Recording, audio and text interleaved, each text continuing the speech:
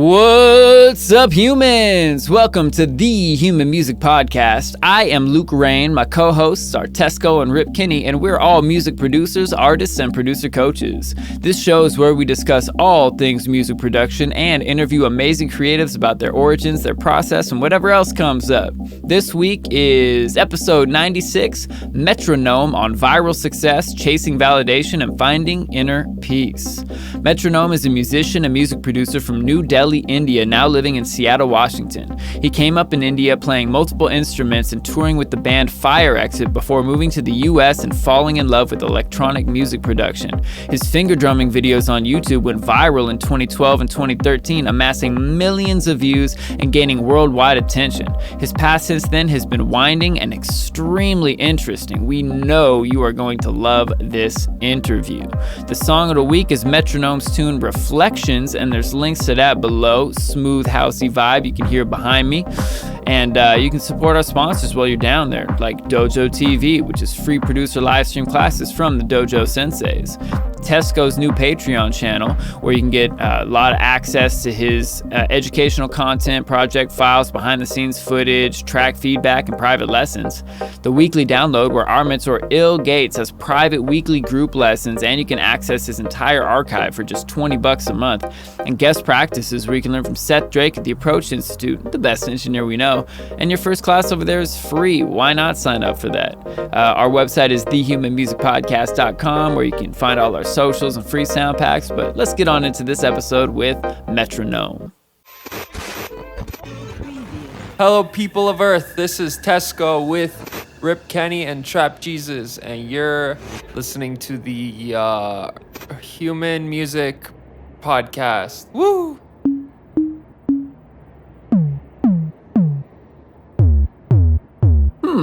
Human Music Podcast. I like it. All right, humans. What's up, everybody? Woo! Human Music Podcast back in this bit. Yeah. Making it big. Yeah, That time again. I'm Luke Rain. We got Rip Kinney and Tesco, my beautiful co-hosts, and we got a very special guest we're excited to talk to today. My guy, MetroGnome. Hello. What's good, buddy? Yo. Just hanging out. I had a haircut and I'm going to Cancun tomorrow in the middle of so much things going on.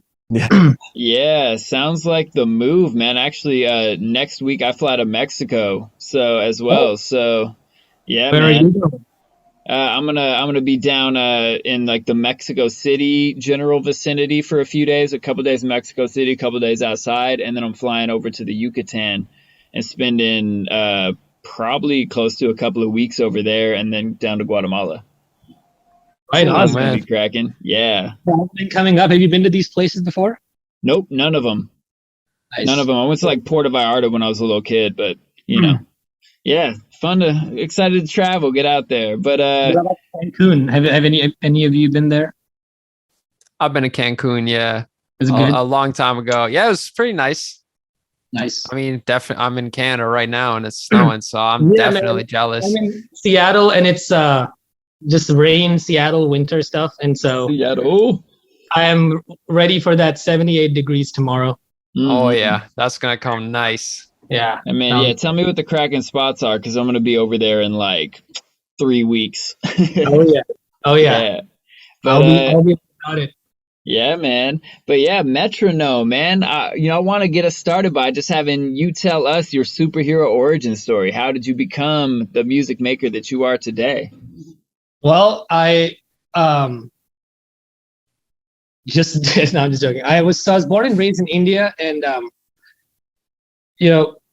my dad has always been I've always found him when we would go to restaurants and there would be this band playing, that he would always go there and just say, "Can I also sing a random song?" And then he would just sing, and all of us would be like, "Oh my God, what is he doing? Just embarrassing."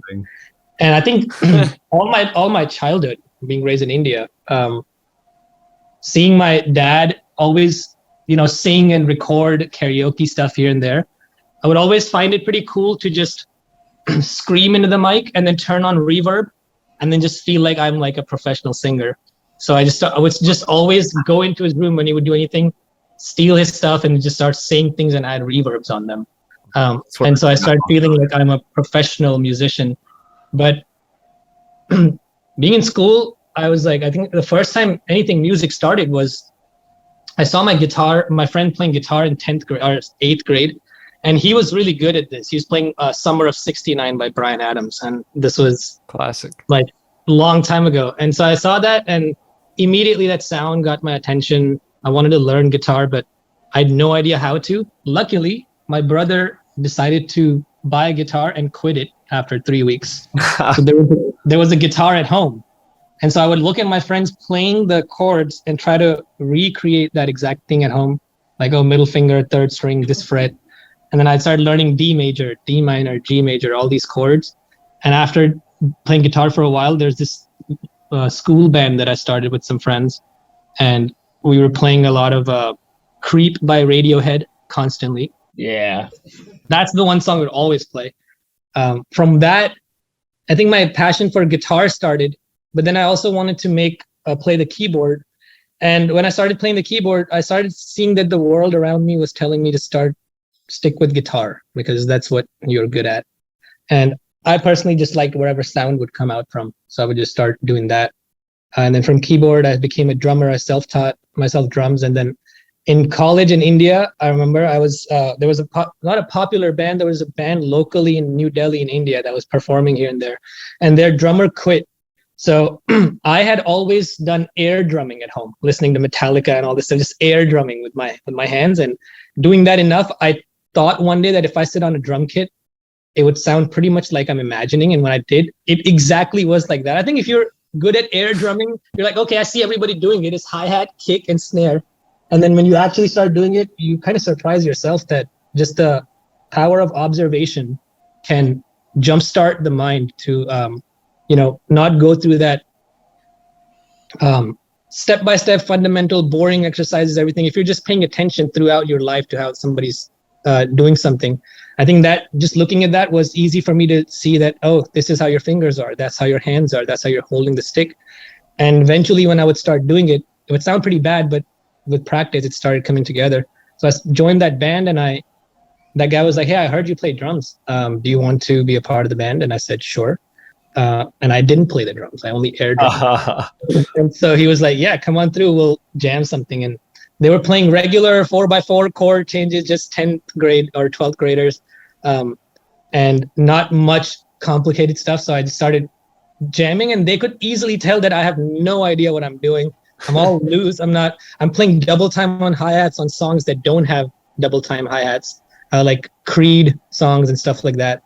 And from one thing to another, we started playing one gig after another, kept practicing, and I started skipping school. So I was doing software engineering. I would take the car, skip school, and go straight to band practice. And I think by the fourth semester, my parents saw the grades, and they're like, wow, you have all F in every single class for 2 semesters in a row. And I was like, yeah, dude, I don't know what I'm doing. I think I'm wasting my life, but I'm in this band. And 2 months later, we got featured on the Rolling Stone magazine. Holy in India. Wow. What?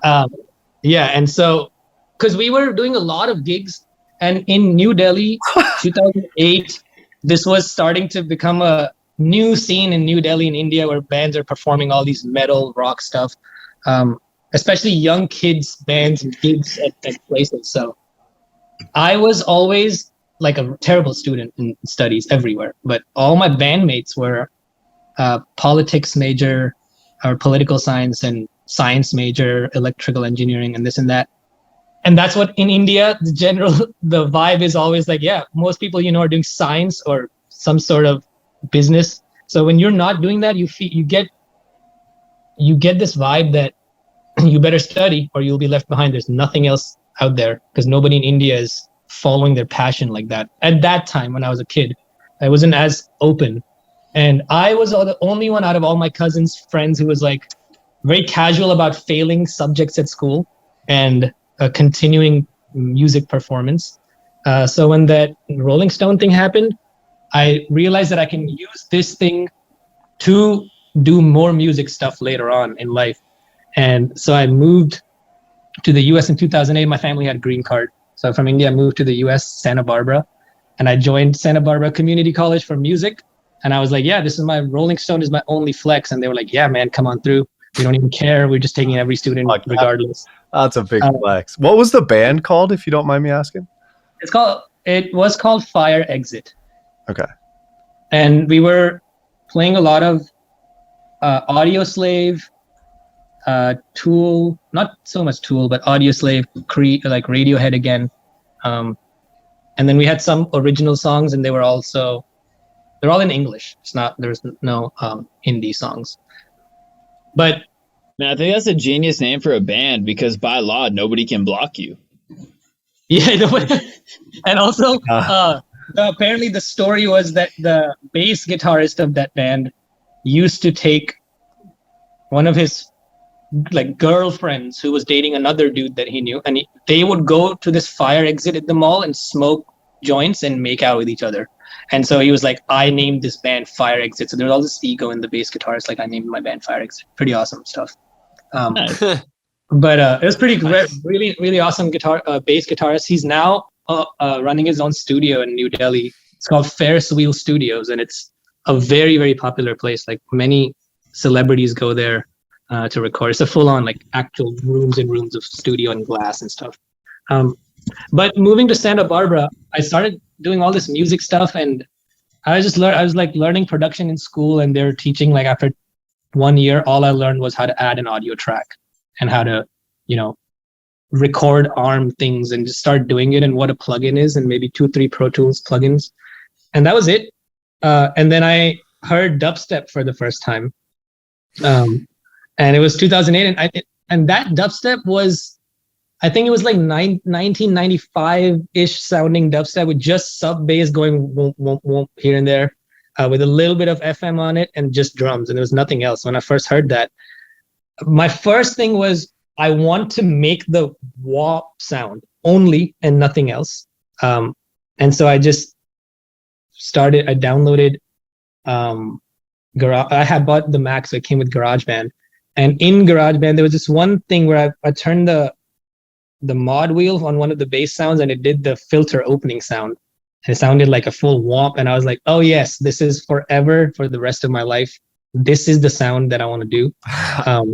And so I started listening to Datsik, Rusko, all those people that were there around 2006 time, and I really got into it. But when it came to producing, there was no metronome or anything happening at that time. And I asked one of the band member, this one other band in India, his guitarist, I was talking to him on Facebook, and I said, hey, where can I told him, where can I find a good metronome? Because I wanted to practice drumming with the drum pad. And he said, you should go ask a metronome. And then I saw that and I was like, oh, I'm going to take this. I want to use this. And he was like, sure. And I was like, I will use this and I will become popular and I will make millions of views and I won't credit you at all. Where we deal on that today? And he's like, haha, deal on that today. And so I was like, great. And so I took that name and I was like, I was like, hey, writing this one more time that if something happens, you're not going to take any money. You're not going to come after me. This is final. I'm using this idea. It's over. And he's like, started laughing about it. He's like, yeah, man, take the name and go do whatever you want to do with it. And so I bought a machine. After 2 years of that college in Santa Barbara, I wasn't able to clear general education because I failed that in India also. And so I was good with music courses, but general ed, I was just not studying. So I was kept failing. And I told my dad, I was like, hey, look, I'm fortunate you're paying for my school. How about you stop doing that? And I stopped going to school. And then you give me like 1/10 of a semester fees. Just get me a laptop, machine, beat pad, and Ableton. And initially, obviously, it was a shock. He was like, what are you talking about? It's not going to happen. And eventually I showed him that, look, I don't know how to study. I can't graduate. I know how to do it. It's not in there. Like anything I do, keep gravitating towards music. And I don't think I need to study economics at all to show you what I'm capable of doing with music. So just try me for like a little bit. And so he got me a machine, he got me a sound interface, laptop, and then I just started playing one loop after another. And then I realized the power of beat pad and adding bass sounds on certain other pads, and you can pretty much do same finger drumming, and it can sound like all those songs that I played. When I first started doing that, one of my friends saw that on FaceTime, and he was like, "You should just record this and just put it on YouTube." And I said, "Sure, let me start a YouTube channel with MetroGnome." The first thing, somehow it was always in my head. I was like, I'm not going to start anything if I don't have my Twitter, Instagram, Facebook / same exact thing. When we talk about that a bit ahead on of your here. time. All of everything became It's MetroGnome because just MetroGnome was taken many places. And so website, Twitter, Facebook, SoundCloud, whatever I had is all It's MetroGnome. And then it felt more official doing that, oh, you set up an artist profile. Now you're connected all throughout your platforms. So I started putting one video, it got some likes. Second video, got more likes. And then third video, did another original. And then fourth one, I made a remix of Ellie Goulding's Lights. That's sick. Some guy posted on Reddit and said, hey, this guy deserves a lot more views. Check it out. And that video got 127,000 views on the third day. Well, that was the first time. At that point, 100,000 felt like the new million today. And so 100K 2012, I saw that and I was like, wow, this is mind blowing. Like there's people just coming out of nowhere that I haven't shared this music with. How do I continue doing this? And that's all I continued doing every day. All the videos that you see, I would practice, first make the song, then transfer it to the beat pad. Although most of my productions would happen directly on the machine. Like I would put all my sounds there, then start playing. Whatever the patterns would come out, that would become the actual song. And I would practice for about 14 hours every day, 13, 14 hours every day for like 3 weeks. And then the fourth week would be the recording. And one video, and then I put out another remix, Rihanna, Where Have You Been on All My Life remix. They took it down 2 times. Then I put Maroon 5 remix. Then when I did Breaking Bad remix, that's when it went up. It was like over 2-3 days later, it was like 1 million views, 1.3 million. And then Jesse Pink, Aaron Paul tweeted at me. And he was like, hey man, this is good stuff. And I was like, wow, this is unbelievable. So I responded to him. I was like, yeah, bitch, like a long one, but he didn't.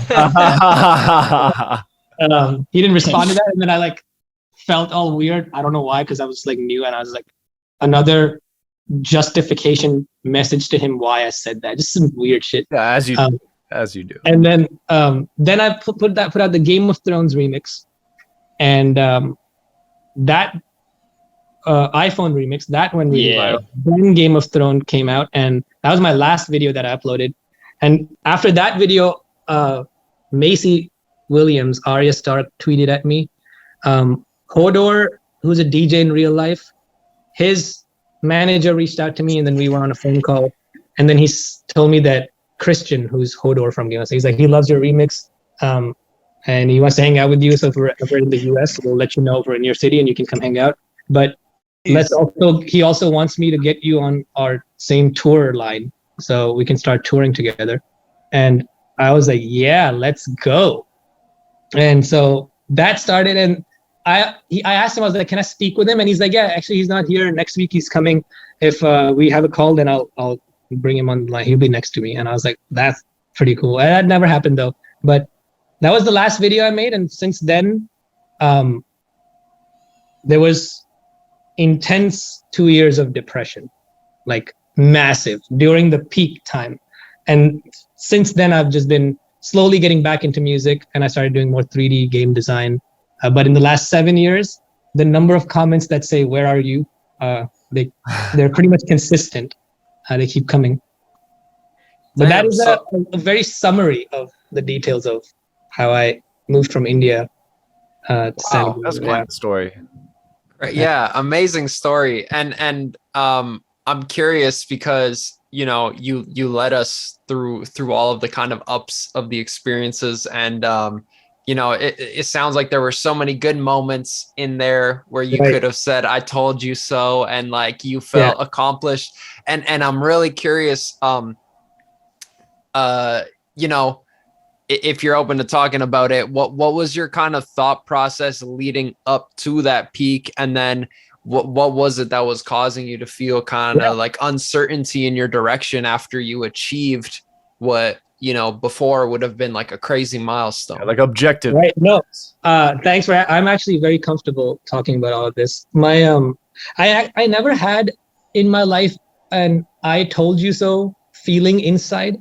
I always found that to be reassuring. I mean, yes, like reassured that you're on the right track. There was this feeling of like knowing that I knew what I was trying to do. I knew I wasn't going to stop, but nothing. When I first started, I did not know I was capable of 1,000,000+ views. But the moment I put out my third video that got that 127,000 Ellie Golding, then immediately I was like, oh, I can do this. I need to do this. And then when it was achieved, there was definitely that recognition of, at least to my dad, I was like, see, now you can go around telling people that my kid has like millions of views, which doesn't do anything to anyone. And then he's continued doing that regardless. He was pretty proud, but leading up to the peak started feeling, I would say, the last 3 main videos were Breaking Bad, iPhone, and then Game of Thrones. And after the Breaking Bad, I immediately realized that those millions of views that came so quickly, I had put in a lot of effort into that. There's this part in the video where I push the button and the video changes and I switch to the new costume. The hat. And then I also carved the pumpkin. That was really cool part too. I carved the pumpkin with my logo. There was a lot of like physical, practical work that was put into the video itself. And with every video I was making, I was realizing that pushing your limits from the previous video obviously makes the audience also see that you're evolving, changing, which makes sense why more views would come in because you're outdoing it sort of. But then it starts becoming more about impressing somebody and less about making the music itself. Then it becomes more about validating, keeping this going, because now I'm in a loop to get it. I don't know what, but I got to keep getting it and I'm going towards it. And as soon as I get a taste of it, I want it more without the effort that goes into it. Because I realize how much effort it took for this video. And you can look back and appreciate all the things you have done. But to really see what next I have to do, that appreciation can give you more motivation for maybe another month, and you keep looking back on what I have achieved so that I can become motivated. But with every video, the more time I was putting in, I started feeling more and more pressure to do that. And I started feeling as though, man, I wish I could just upload a video or an audio with just an image. But somehow I set up the boundary for myself thinking that I need to keep putting out real videos, because if I don't, then my audience will think that this is boring. We don't want to see an image. We want to see you press the buttons, because that's what it is. In a sense, sure, that is, but to let that take over my whole career was sort of feeling in the sense that I'm not going to do audio. I am going to keep doing my videos. So I did another video. Then when I was working on Game of Thrones, I remember it took me 2 months, which never happened prior to that. And every day I would make it. The whole TV show is so like dark. And the whole song that I was playing, everything in my head was sounding very like, that I'm forcing myself to make this remix. It's been 2 months. It's not feeling natural. So maybe I shouldn't. And I was like, all right, I'm not doing this anymore. And I just came out with the iPhone remix in 3 days and I dropped it without anything prior, no practice, nothing. It's 3 days, 4 days, maybe practice. And then 6th day video editing, 7th day was uploaded. And that video got 4 million views the next morning. And nothing like that had happened prior. And so that made me even more depressed, that I'm like, man, I've been working so hard on these other concepts. That's what I really want to do. This iPhone remix sounds really bad. I didn't like it. I was like, this is such a bad song that I'm making. Why am I even doing this? I really like that song.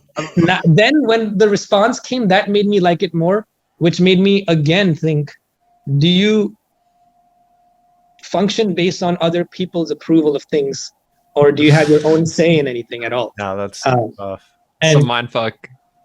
Right? And to realize that is a very healthy response, I think, just to see that this is what I am doing in my daily life.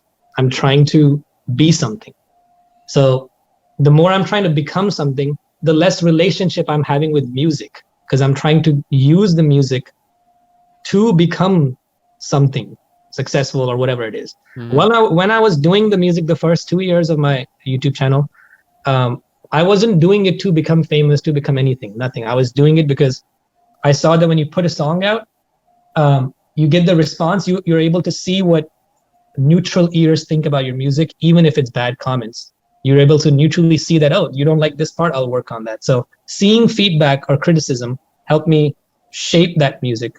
But I was never doing it because I wanted to be big. But I think after that first viral video, then you start seeing on Facebook all those friends that you have on Facebook, they're starting to share all these videos. Everywhere else, BuzzFeed started sharing my stuff, TechCrunch, HuffPost, I think. They were all like sharing all these things, and I started feeling like, wow, this is what I really want. Screw all this organic feeling with music. I just want fame, girls, tour buses, parties, alcohol. And so I started doing it all for that. And then when that final viral video came out of iPhone, I got interviewed by news channels in Germany, Ireland, UK, all other places, constantly, all notifications for that whole month, everywhere. It was all over the place. And that's when I started feeling scared. I started feeling that I don't know how to perform live, which is not hard to learn, but I'd never really done it. So just seeing that, how would I do what I'm doing here live? Because in a video, I also have some white noise layers in the background, some effects going in and out, but most of the drums and basses are all controlled by me. So thinking about how do I get this song quality with live got really stuck in that zone. And I started feeling as though I'm not ready to face this amount of incoming information of like, hey man, awesome, keep putting out more. We're looking at like there's a Sunburn festival in India, which is like a EDM festival that happens. It's a pretty big one.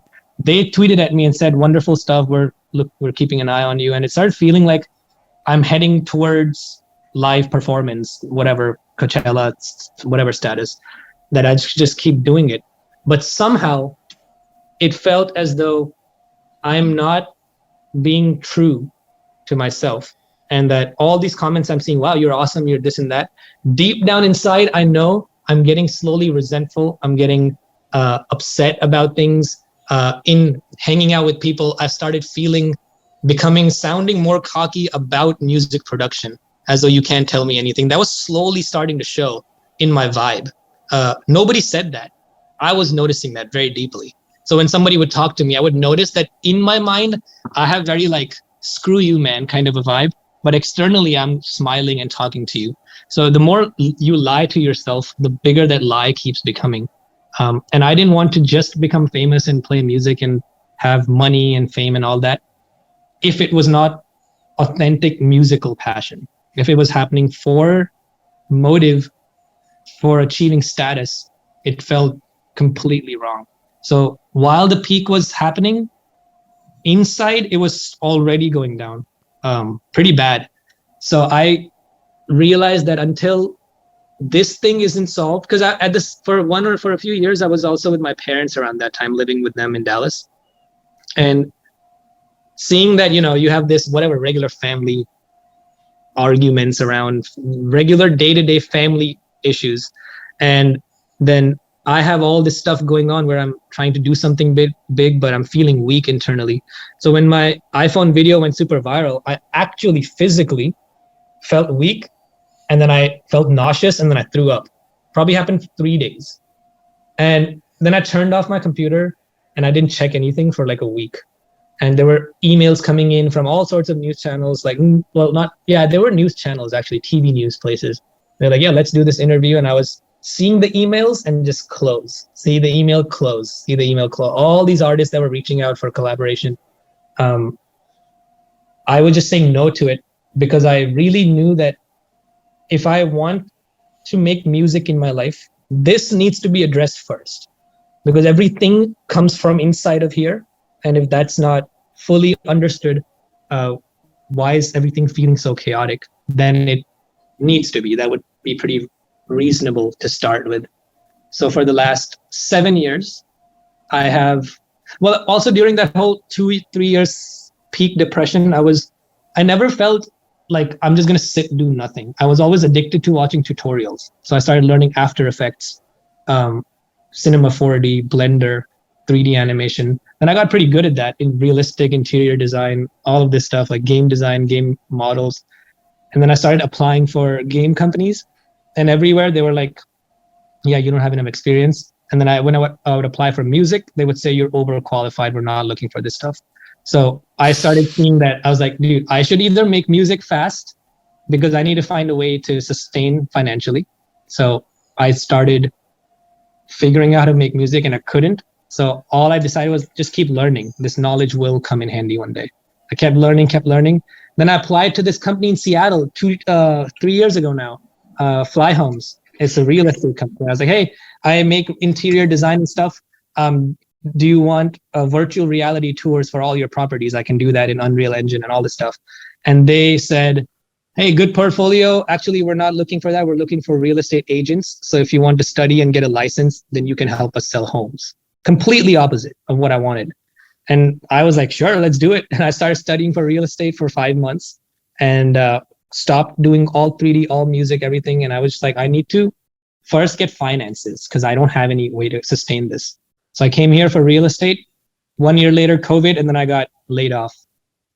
And since then, I started learning analog synthesizers. I didn't know how they work. So for the last 2 years, I've been pretty obsessed with just going deep into analog synthesis. And now I feel very, very well versed with it.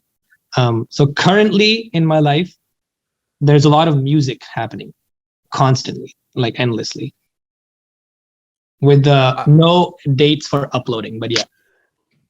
That's amazing that you went through all that and recognized it and had the self-awareness to work through it and even take a step back to come back, you know, to a point where now you can approach it from a healthy place. Like, you know, definitely says a lot about the strength of your character and your level of self-awareness to like, man, I definitely see the older I get, you know, when I listen to artists that blow up late talk about like, thank God it didn't happen when I was 18 because I couldn't have handled that. When I was 18, 20, I was like, fuck that. Like, I'll afford an expensive therapist if I have to. And it's so much deeper than that. And to hear your story is crazy. And it resonates a lot, even though, of course, I haven't been through that. But yeah, you know, no, it's respect. It comes down to that where you say that, you know, like you're saying earlier, it happens. You're like, screw it, I'll get a therapist. For me, it used to always be like that, when you meditate, it feels good. So I'll keep doing all the crazy shit I want to do. When it gets really bad, I'll just meditate. That makes it better. And so I would do that, and then I would meditate. And naturally, through meditation, all the billion types of ways that there are, it becomes very confusing because you're constantly trying to find the right meditation that will actually free you from this problem. But you're failing to see that you're still doing it for a motive, not to see the necessity of a quiet mind that is able to become active and really think for itself. But it becomes a thing for reward, that I will do that, then it will be rewarding. And you do that, you do meditation, you do it a year, 2 years, whatever time, like for the last 2020 and 21, I would say there was a period of like good 9 months where I was meditating 3 hours in the morning and then 3 hours in the evening, straight, like no movement. And then it went to 4, and then I kept questioning that, what am I doing? I still have it in here. I'm still trying to find psychological security. Like I'm trying to feel safe. That's what I'm doing every day. That's why I thought, I'll do music and I'll become popular and then I'll do all this. I'll have a successful career. Then what? Things will be good or whatever. And failing to see that from childhood, that's what I've been doing every year. Setting a goal, achieving it, thinking it will be okay. And then that becomes boring. And then I do the next thing. And then I do the next thing. And it's an endless search of, through external accumulation, my internal will come to peace, which is an illusion. It never happens. And from that, I think then I started seeing, I was like, I rely on this meditation stuff. And then when it really got bad, I did it. And seemed to have fixed it, but then it would come back, and then I would have to do meditation again. Then it would come back, then it would come back. And that's when I realized, I was like, oh, you got to go more into why this thing is happening. Because it's not happening just to me. It's happening to pretty much every human being that I know, that there's this constant struggle for becoming a better, happier person tomorrow, not right now. Wow. Yeah. Damn. Hit deep. Yeah.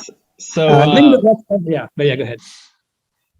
so yeah, I'm curious. Like, you hit this big high of social viral recognition that you didn't expect, and it became like a mirror for a lot of the things that were unsettled inside of your mind, that you found that that it brought on a period of depression after that, or that coincided at least. And and you've spent a lot of time working on that. And I know a lot of people out there, most people are struggling with some aspect of mental health and going through it. And a lot of creatives especially are going through it, whether it's depression or anxiety or executive dysfunction or imposter syndrome.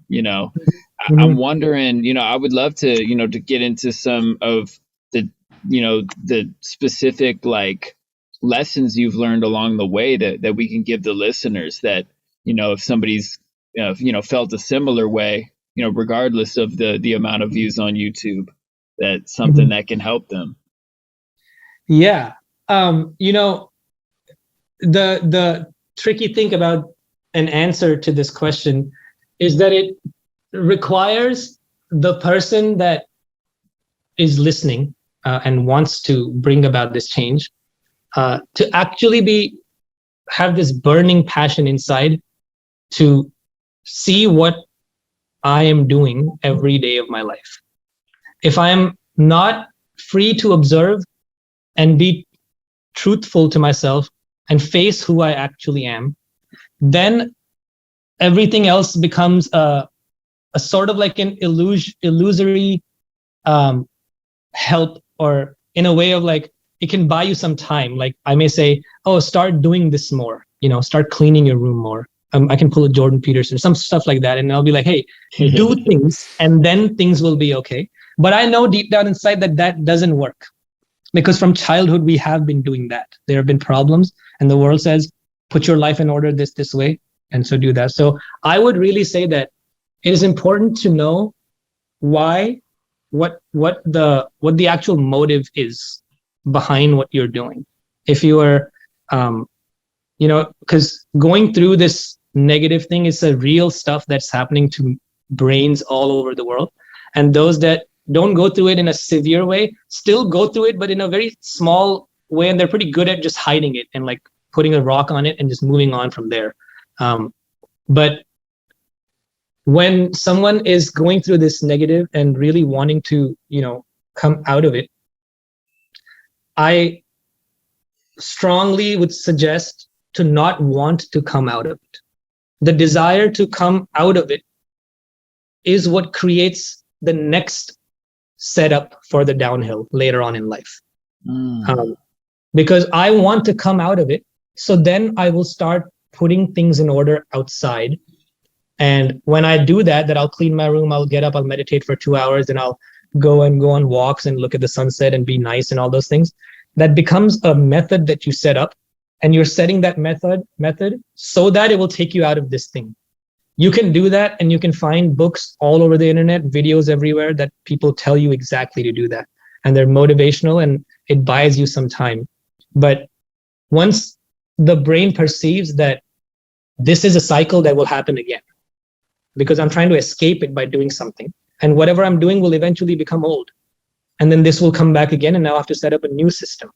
So that means I'm constantly escaping from what is to what should be. And when I try to escape from what is to what should be, all conflict starts in the mind then.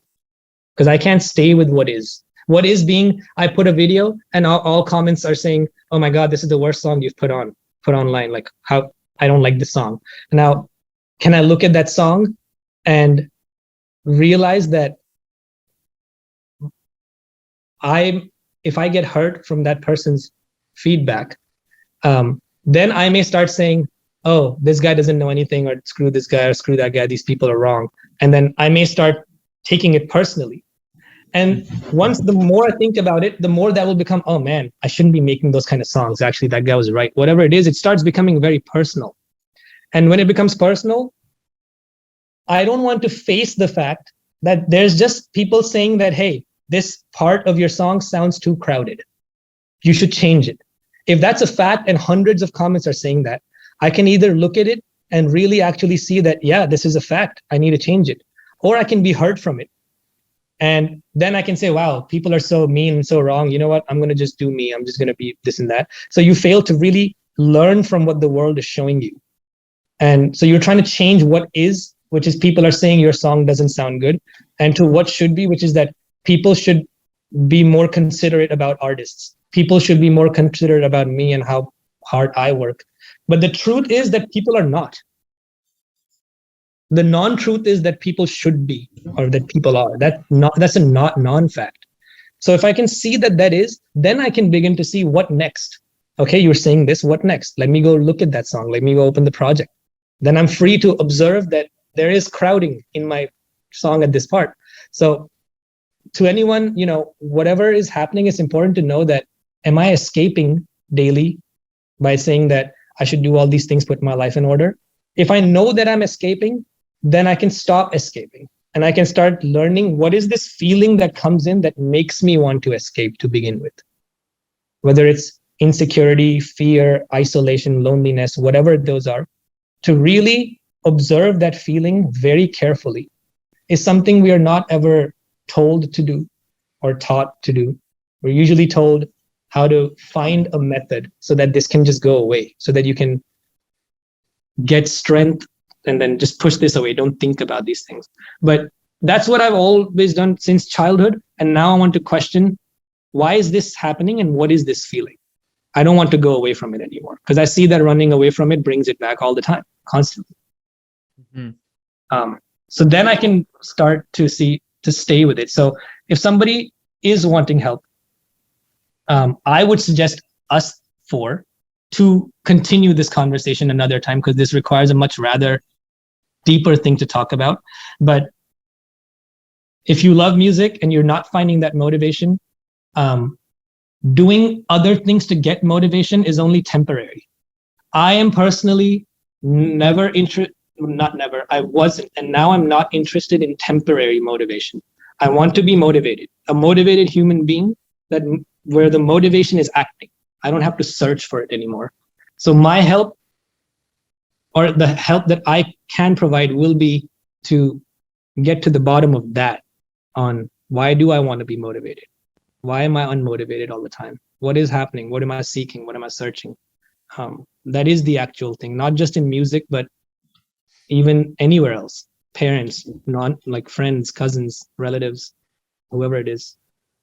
Yeah. It's amazing how not obvious we are to ourselves, and how we have to go through the pain and struggle. And even then it takes serious vulnerability and reflection to look back on that, and all part of being a flawed human being. And man, yeah, I don't know what much more to say besides the fact that it's amazing that you had the foresight to take a step back and be like, I have everything I wanted and I'm actually going to leave it behind and try something else. Like, I definitely, listening to your story and seeing how it caught up, I've been over the years, like, I don't know that I would have been able to handle that as well as you did. And, it's amazing that you've broken it down like that. Yeah, it definitely is absolutely important. Take as much time as you need to come to terms with what's happening in here, because then you will never have to. Once you see what is happening, then you won't have to run away from it. Then it's done. Then rationally you will be able to act moving forward. I mean, from your answer, which is beautiful, and thank you. I really hear that, it's important to, have a willingness to sit in the discomfort to learn from it, because it's not like this discomfort is something that's arbitrarily happening for no reason, that you just need to take a happy pill and get over so you can go, back to work. It's like, okay, there's seriously something inside of me that is not, that this isn't working for. And sitting in that discomfort is the way to get to know yourself and to understand yourself as a human being better, which is kind of the only actual cure, is to actually know yourself. Yeah, if you don't know who you are, then you don't even know what you are searching for. Then the mind is just going mechanically from one loop to another, escaping something and going towards something that it may have created itself. And I think one thing that does help, to see this put into perspective, is to see that my depression is not my depression. Depression isn't Indian, American, Pakistan, wherever. It's human being mind that is going through sorrow, pain, anxiety, misery, isolation, loneliness, fear, division amongst each other. This is happening all over the world. So my depression is not individual to me. It is the depression of mankind. It's been happening for 2,000-3,000 years, probably since beginning of Christianity, Hinduism 7,000 years before that, whenever that thing got set up. Since then, constantly the human brain has been searching for that same security out there. And doing that, it has created nations, all sorts of different organized religions, practices, methods, that doing so will get there. To see that this is the whole, aside from the few people that are probably not doing this, most of us, in which there's this whole mankind is going through sorrow. That sorrow is not my sorrow, it's sorrow of man.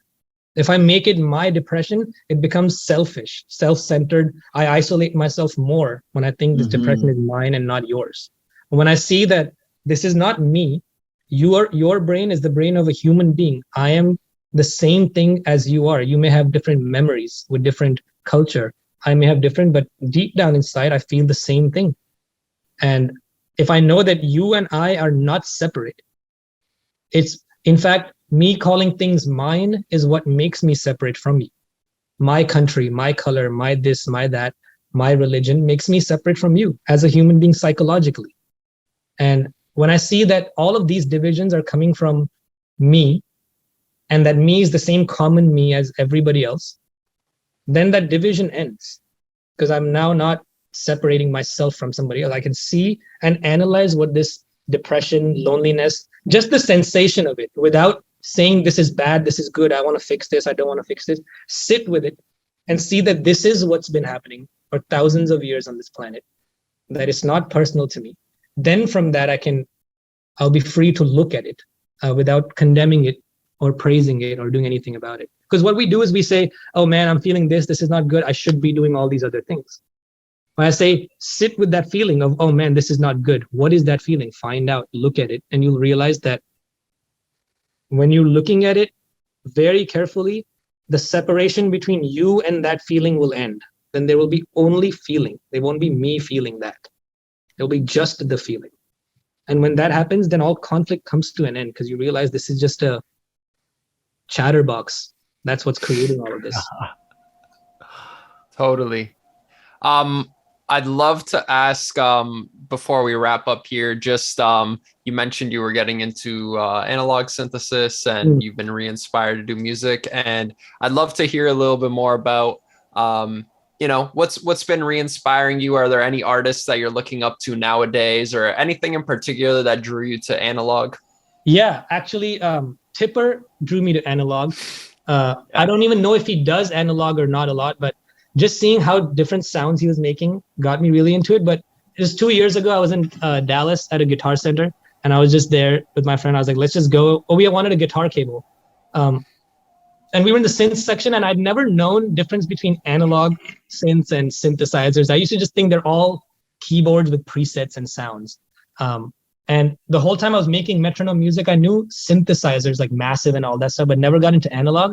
And the guy at Guitar Center, he happened to be standing next to the Minilogue XD, this guy right here, and Hey. I saw that the guy, he was like, "Oh yeah, check this out. This is 2 analog oscillators. So it's like, electricity based sound." And he was telling me all that, and I was like, heard it, and immediately I could tell this sounds really clean.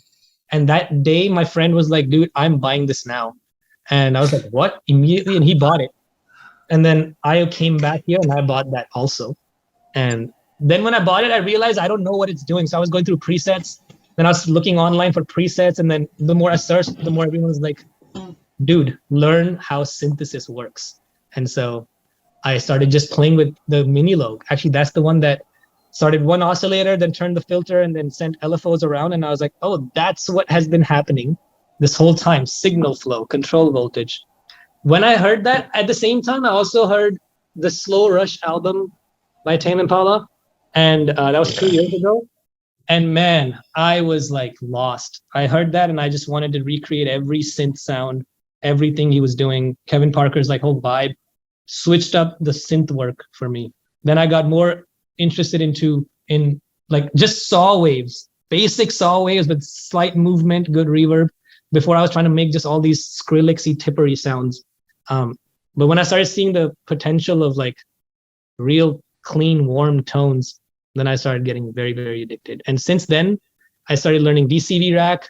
Then I started going back into Massive, Serum, Vital, and initialize preset and making my own, and just seeing how I can assign so many things everywhere, just shaping it, gave me that same feeling that I got when I first started making my beat pad videos. And when I first played the bass and everything, there's something about learning something new that makes you go, oh, all my doors have now opened up. That moment is what needs to be actually looked at carefully, capitalized on, without any motive about it. Because you see it naturally happen. I looked at something, I listened, and my brain automatically went, holy shit, now I know what to do. I think the mind from there just doesn't give up. It just picks it up. And it's like, I'm addicted to this new thing. Since then, every day I wake up, I just turn them on, let them warm up, walking back and forth, doing things. Even if I get 3 seconds, I'll just play a chord and move away from it. It's just so addicting to do it now. And now I'm getting deeply sucked into Eurorack world. May have to stop seeing the daily downloads, The weekly downloads. Wallet. The weekly downloads. Yeah, daily downloads. I need the daily downloads now. Yeah, man. I saw Dylan's the sidewall, and I was like, man. When he came here, he stayed with me, and I was like, should I buy one? And he's like, oh yeah, you should. I was like, yeah, you're not gonna tell me not to start that, how are you? And then everywhere I went, everyone's like, hey man, be careful with the modular. You won't stop wasting your money. And I was like, yeah, that's the plan. But yeah, awesome. Man. Well, I'm looking forward to hearing what you make when you get that wall of modular. Oh yeah, totally. Stuff now. I've gotten a chance to hear some of the things that are in the works when I was over there with y'all. Yeah. I'm looking even, forward to that too. Yeah, that's gonna be fun. Do you guys own any modulars, by the way? I have those guys over there. Oh, I see Patrick cables. Oh yeah. Yeah, I have. When is it up for grabs for free? It's not a huge setup, but I spent like quite a lot of time like researching and figuring out like what do I use for my sound when I'm producing, and like what kinds of things can I not do in the DAW, and then like doubling down on like only stuff that would be cool or like different with analog. And I got to the point where what my friend Aaron sent me like the rack and like 3 modules and he never used anymore. That started the whole obsession. Quickly filled up the first rack. I was like, all right, what's the cheapest case that has MIDI in? Bought that, filled that up, and then I was like, wow, I've spent a lot of money on this, and it's time for me to not buy anything for like years. Get like super deep on everything that you can do, like actually like reading the manual like front to back, and you'll realize people making these Eurorack modules build so much depth into this stuff. Like that one button that you thought just did that one thing. If you hold that button and then press this other thing, now that thing that was a quantizer is now a step sequencer. And you can like, and then it's just like, oh fuck, now I got to learn like all of the ins and outs of that. And that, I think like, yeah, it's a very intelligent and a legit good thing to do, to know that knowledge is more important than the money. Like, I'm so glad that over the last few years, I decided to give more importance to learning. But as a kid, I was like, man, I just want $1 million so I can buy all the things. And I'm so glad I didn't, because had I bought all the things, seeing so many options and not knowing what to do with them makes you convinced that you don't know anything. You end up selling it. You end up losing all the motivation. And I think that's the best thing, where you're like, I have simple things and every day I learn a new feature. I have no reason to add another thing until I know everything about what I have. Yeah. Like I just figured out like yesterday, my random generator, Marbles by Mutable Instruments, can also play at audio rate and create like incredibly sick, like glitchy square wave stuff, and responds to like control voltage through the rate of how fast it like basically creates this gate pulse. And so like you can send pitch information into something that's normally sending pitch information out of it, and control like the tone with like how long you make the loop of like the information and stuff. Like there's so much depth. Oh, freaking awesome. And just like one module, like it's just super fun. Yeah, VCV Rack is getting me really into this heavy. I remember when Dylan was here, he's got VCV Rack on his iPad, and as he's talking, walking around, he just randomly picks it up, patches one cable, turns it off, and puts it back in his bag.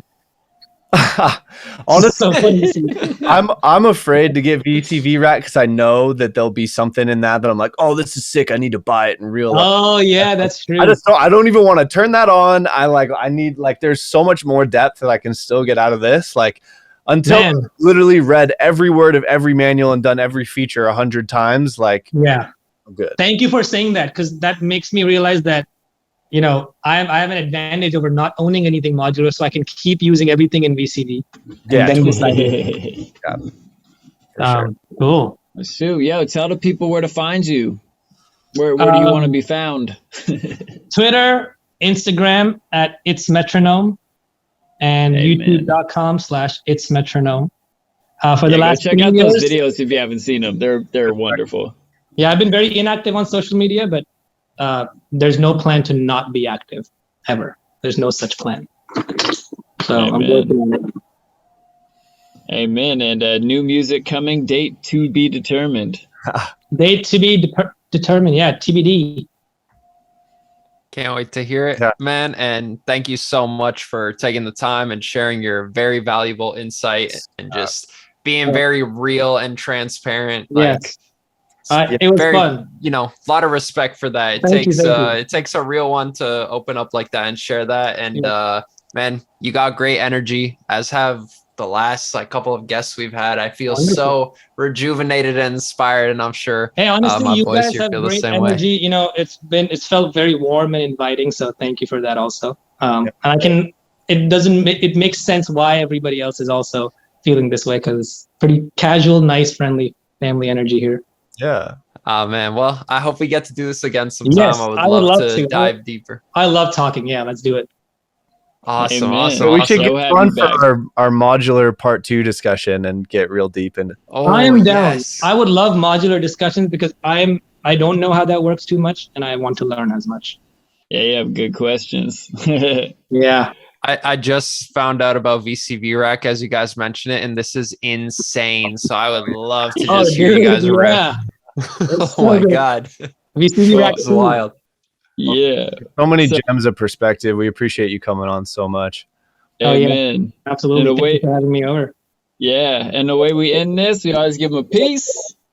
Peace. Wait, hold on. And peace among worlds. Hey. All right, guys. Have a good night. Bye, humans. Hey. Peace out, Metronome. Appreciate you. See ya. Have a great one. Yeah, you too.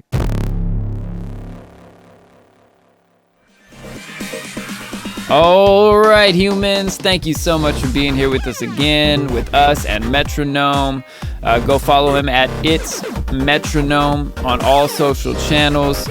Make sure to check out his song of the week down there, Reflections. Those links are in the description, as well as the links to our sponsors like Dojo TV, where you can get free producer live stream classes from the Dojo Senseis. There's live track feedback, there's a live podcast with us, and you get access to a private Discord. There's lessons in how to produce, having fun with music, getting quick and getting sick with Cryptochronica. There's Leo Lightwork even does a meditation class once a week in there, and there's like Dojo TV house parties and live stream shows, DJ sets. Ill Gates does lessons once a month. It is amazing. Like, all that for free just for clicking that link. Next up, we got Tesco's new Patreon channel where you can get educational content, project files, access to his Discord with track feedback, and you can even hire him for private lessons. I took a lesson with him last week and it was amazing. I learned so much. I've already been doing this a long time, but he had some amazing insights on my mixes and getting everything just dialed in so that like the focus of my track sits just right. Highly recommend taking a private lesson with Tesco. He's extremely dope at all aspects of music production, very good at explaining things, and for real, he's a master at Ableton, but he can also help you no matter what DAW you use. Next up, Weekly Download, where you can learn from Ill Gates and his private weekly group lessons and get access to over 250 more episodes in the archive for just $20 a month. Amazing deal. I've learned so much from the Weekly Download. And then Guest Practices, where you can learn from Seth Drake at the Approach Institute. He's the best engineer we know, and your first class is free.